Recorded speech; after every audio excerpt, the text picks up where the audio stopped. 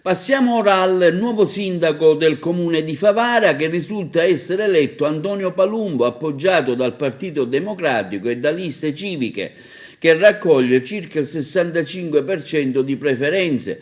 Niente da fare per il dottor Salvatore Montaperto, sostenuto da Fratelli d'Italia, UDC, e diventerà bellissima.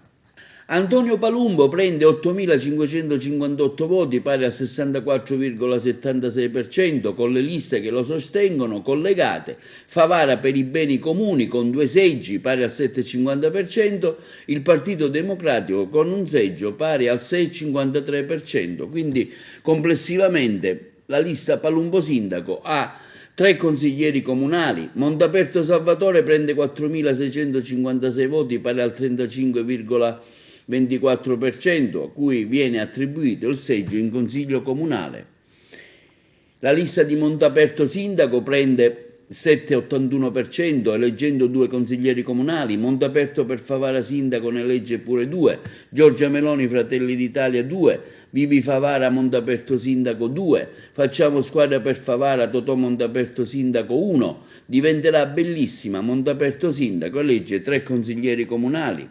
Le liste collegate a quelle di Infurna Sindaco prendono Azzurri per Favara, Noi per Infurna Sindaco 2 seggi, Onda per Cambiare Passo con Infurna Sindaco altri 2 seggi, la DC Democrazia Cristiana ne prende 3, Forza Italia Berlusconi per Infurna ne prende 1. Questi i nomi dei nuovi consiglieri comunali di Favara.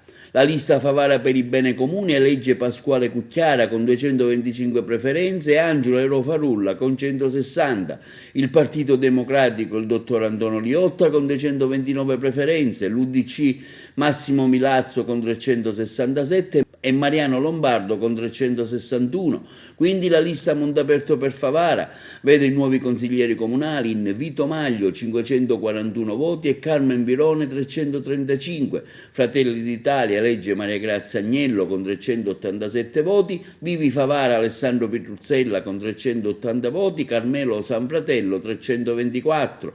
Quindi Facciamo Squadra con Onofrio Nipo 368 preferenze, diventerà bellissima ne legge 3, Salvatore Fanara, il più eletto in assoluto al comune di Favara, e 1213 preferenze, quindi Mira Mignemi con 642, Marco Bacchi con 583. La lista Azzurri per Favara elegge 2 consiglieri comunali, Ignazio Sorce 362 preferenze, Antonio Cipolla 300.